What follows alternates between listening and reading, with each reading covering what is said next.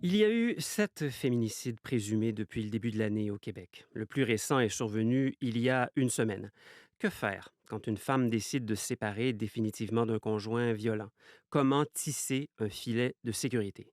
Après l'aide d'urgence, les maisons de deuxième étape jouent un rôle crucial pour mettre les femmes et leurs enfants à l'abri de la violence post-séparation. Myriam Fimbry a eu accès à l'une d'elles. Pour des raisons de confidentialité et de sécurité, tous les prénoms des femmes qui ont accepté de témoigner ont été changés. Ça, c'est mon lit. Et ça, ça c'est le divan. Puis on a des sortes de doudou. Puis on a ça ici, la salle de bain. Les enfants de Mélodie nous font visiter leur nouvel espace, un 4,5. Ils sont fiers et tout excités. C'est beau, rénové, bien éclairé. Il y a mes pyjamas aussi. Il y a nos linges. Avec la lumière dans le placard, c'est super. Ouais, bien sûr, parce que ça s'allume tout seul. Ils viennent d'emménager dans une maison de deuxième étape. De l'extérieur, c'est un petit bloc appartement comme les autres, discret. Et une douzaine de caméras surveillent tous les accès. On est vraiment bien. Ça fait du bien. Ils sont très contents. Mélodie a fui un conjoint violent, le père de ses 2 plus jeunes enfants. Elle a partagé avec lui 6 ans de sa vie. La décision de se séparer n'a pas été facile à prendre. C'était pas la première fois qu'on se séparait. C'était arrivé quelques fois avant. Puis à chaque fois que j'essayais de partir, ben c'est là que ça venait plus violent. Après ça, t'as peur, tu te dis, qu'est-ce qu'il va faire si je pars? Il cassait des choses, il me lançait. Il me prenait par les bras forts, il me lançait des murs, il m'étranglait. C'est arrivé une fois que je pensais que je mourrais. Là. Il a cassé la jambe du bébé sans faire exprès. Ça, c'est ma couverte. Son petit garçon assistait à ce genre de scène. Bien, les premières fois que c'était vraiment extra violent sur moi, parce qu'avant ça, c'était de casser les choses, frapper dans les murs. Fait que le petit avait quand même peur, mais même les épisodes de violence sur moi, il était présent. Puis, lui arrêtait quand le petit fonçait sur lui en pleurant, puis en lui disant de lâcher maman, puis que le petit essayait de le frapper aussi pour qu'il me lâche. Fait que là, je vois des psychologues avec mon fils pour l'aider à passer au travail de ça. C'est pas normal là, que nos enfants voient ça puis qu'ils endurent ça aussi. Allez, regarde, on a moins des cacahuètes, puis on a des souliers. Mélodie s'est réfugiée quelques mois avec ses enfants dans une maison d'hébergement d'urgence. Mais après, où s'en aller quand le danger est toujours présent, même après la séparation? Maude travaille à la maison de deuxième étape. C'est la différence entre les 2 maisons, c'est que dans la première, au niveau de l'urgence, on parle de violence conjugale. Et quand on parle de la maison de deuxième étape, on parle de violence conjugale post-séparation. Donc là, pour elle, c'est clair qu'il n'y a pas de retour possible. Puis, il y a aussi des enjeux au niveau de la sécurité. Je vous dirais que le risque, lorsque la rupture n'est pas acceptée de la part de l'ex-partenaire, le risque est plus grand au niveau homicidaire aussi. Parce que lui veut maintenir la relation, il n'est pas en accord. Donc là, il y a un danger qui pourrait augmenter à ce moment-là. C'est la chicane, ils veulent tous faire dodo avec moi. Toi non? Toi non, ouais. Ça fait de moi. Un de moi, ouais. Dans le cas de Mélodie, le risque a été jugé élevé. Son ex-conjoint l'a déjà suivie en voiture, malgré l'interdit de contact ordonné par la cour. Je tournais n'importe où, là, j'avais peur, je savais plus quoi faire, je pleurais, je voulais même pas que l'auto arrête. Tu sais, j'étais à la lumière rouge, là, j'étais comme je peux pas passer sur la rouge, puis j'avais peur qu'il débarque de l'auto en arrière. Fait que, puis là, ben, quand j'étais arrivée à la lumière, puis que j'ai vu des lumières de police plus loin, j'ai fait, ah, il y a un poste de police. Je me suis rendue là, mais c'était leur salle à dîner. Je suis entrée en courant dans la bâtisse, puis je criais, mais il n'y a pas de réception. C'est leur salle à dîner, mais il y a un policier qui m'a entendu, il est venu. Il m'a demandé par où ce qui était parti. Puis ils l'ont arrêté directement en avant. Puis là, ils ont pris la plainte, puis j'ai refait une nouvelle plainte. J'ai eu un bel accueil, le policier était... Il me consolait, là, il me rassurait. Mais là, moi, j'étais à sa panique, j'ai dit, il va me tuer, il va me tuer. J'avais peur. Mais là, après avoir passé sa fin de semaine en prison, je pense qu'ils ont fait comprendre l'interdit de contact. C'est l'interdit de contact. On a des petites collations. Regarde, on va s'asseoir ici. Ce jour-là, les enfants de Mélodie participent à un atelier avec une intervenante, ce qui donne aussi un répit à leur mère. Sitôt quelques muffins aux pépites de chocolat avalées, Est-ce que vous savez pourquoi vous êtes ici? Oui, oui, oui. Toi, tu sais, Ben, hein? oui, parce que maman, là, parce que mon beau-père, il a fait bobo à ma mère. OK. Fait que là, vous êtes ici pour votre sécurité? C'est pour protéger les femmes et les enfants. la deuxième étape permet de faire un suivi à plus long terme avec les femmes et les enfants victimes de violences. Maude, la coordonnatrice. Quand on parle d'une maison d'urgence, on gère l'urgence, on gère la garde des enfants, un revenu, sortir d'une violence imminente. Tandis qu'ici, on a vraiment le temps de se déposer puis d'avoir des interventions ciblées à long terme pour que la femme puisse retourner à l'école, se trouver un travail ou se consacrer à son rôle de mère à temps plein si c'est ce qu'elle veut. Dans le fond, ça dépend vraiment des besoins de chacune. Fait que, les démarches de logement, on s'entend qu'aujourd'hui, les délais sont quand même plus grands. Donc, ça nous permet aussi d'avoir un lieu sécuritaire. On ne mettra pas une femme à la rue. J'en ai encore besoin pour un bout avant de partir toute seule avec mes petits. Là. Je me sens pas assez solide, mettons. Il me manque tellement de tout. J'aurais peur de les mettre dans la misère. On n'a plus rien. Là. On n'a plus de lit, on n'a plus rien. Tout est prêté ici. Là. J'ai pas aucun meuble. Là.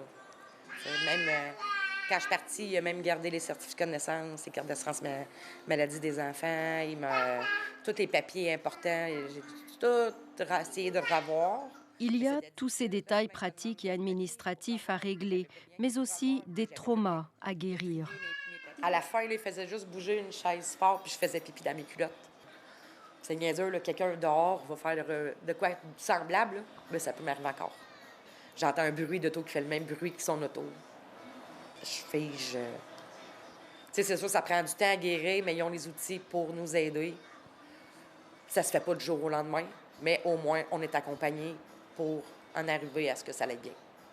J'ai des up and down, mais je vais mieux qu'au début. Excusez, c'est rare que j'en parle sans pleurer. J'ai réussi à toffer tout le long.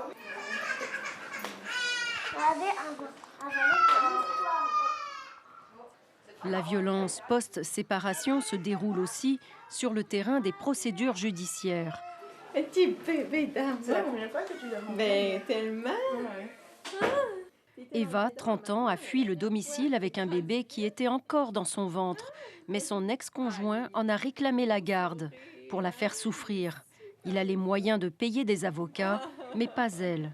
Quand il utilise les ressources et les avocats pour me faire des demandes qui me font mal, moi, je le subis comme si j'étais encore dans de la violence. Les émotions sont très fortes. J'ai peur comme si il était là et qu'il allait réussir encore à me contrôler. Puis quand il y a des périodes de violence où je me sens perdue ou que j'ai peur, j'ai directement accès au soutien des intervenantes qui me permettent de me recentrer, de ne pas me laisser abattre et ça me fait du bien. C'est parfait. Tu peux prendre soin de toi là, pendant cette période-là, pas penser aux enfants, mais de penser à toi. Hein? Là, elles ont travaillé pour me faire comprendre la manipulation, le cycle de la violence post-séparation et à reprendre du pouvoir sur ma vie aussi et à apprendre à mieux me connaître, à apprendre à poser des limites. Elles viennent parfois pour me garder mon bébé pour que je puisse me reposer ou que je puisse passer du temps de qualité avec mon plus vieux. Vous n'aviez pas beaucoup le temps de faire avant? Oui, je parviens à avoir du temps. Avant, elle trimait du matin au soir à la maison comme une domestique. Elle craignait de prendre des coups si tout n'était pas bien rangé et propre et les repas prêts. Je n'étais pas habituée à prendre du temps pour moi. Elles m'ont demandé qu'est-ce que j'aime faire, par exemple, de me faire une liste des choses que j'aime faire, des choses qui me font du bien.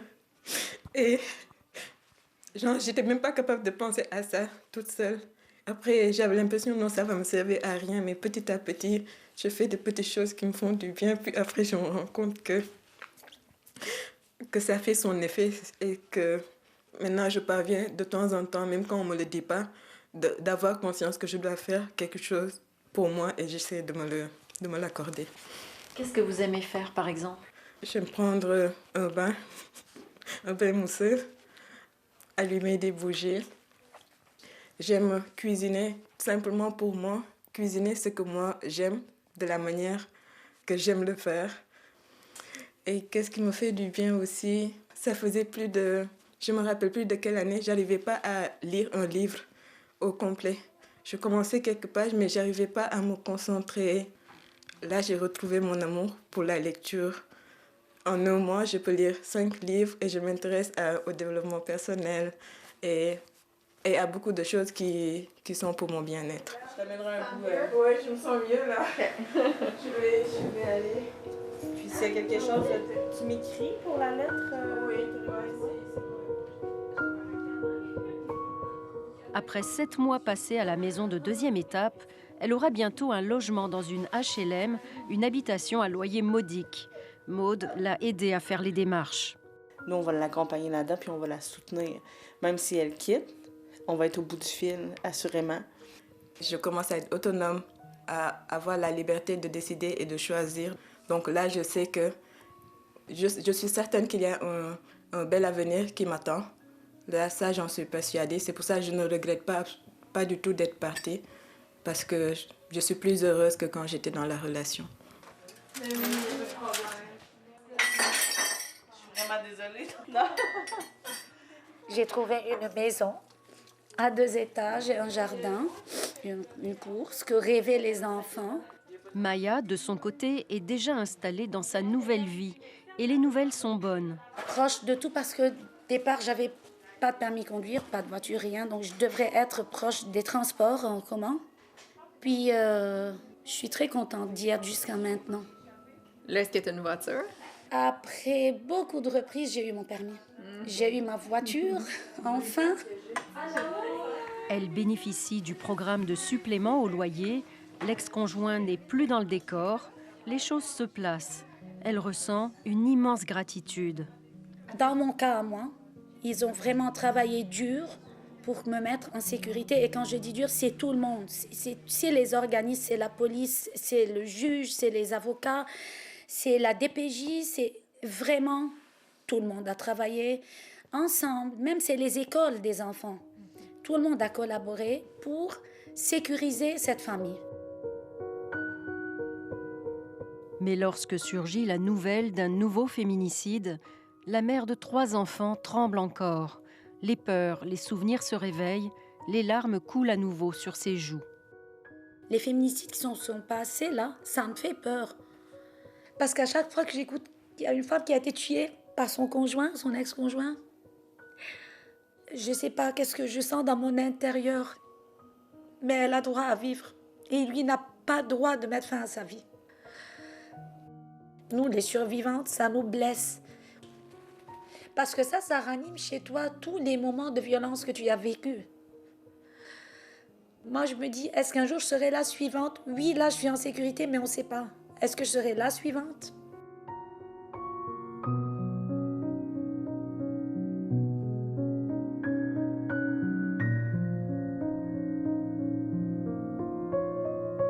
Après ce reportage de Myriam Fimbry, qui est aussi sur notre site web, je vous donne un numéro de téléphone, celui d'SOS Violence Conjugale, 1-800-363-90-10.